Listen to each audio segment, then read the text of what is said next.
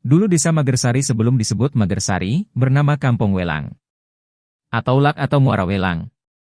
Karena dulu Magersari itu tepi pantai, yang mana berada di muara antara laut dan sungai Bodri.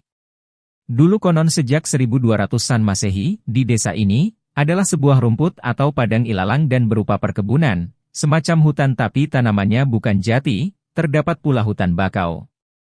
Juga ada perkebunan yang belum dijamah manusia, berupa hutan tropis belantara. Kono ceritanya di sini ada sosok penunggu yang sangat sakti, sosok ular besar. Menurut kisah yang beredar, ada seorang tokoh yang pertama kali bubak wilayah di daerah ini, namanya Mbah Sumoharjo. Karena kesaktiannya, beliau berani melawan dan adu kekuatan dengan siluman ular tersebut. Karena saking saktinya beliau, dan bias mengalahkan siluman ular tersebut. Entah kenapa beliau terkenal menjadi Kiai Welang. Atau orang-orang menyebutnya sebagai Kiai Welang. Sekaligus sebagai orang pertama yang membubak wilayah ini. Masyarakat daerah lain pun mulai berdatangan. Dan bermukim di daerah sini. Akhirnya pada abad ke-14. Sekitar tahun 1400-an. Pada era kekuasaan Majapahit diganti dengan nama Kademangan Korwelang karena di desa ini adalah muara atau sejenis pelabuhan kecil.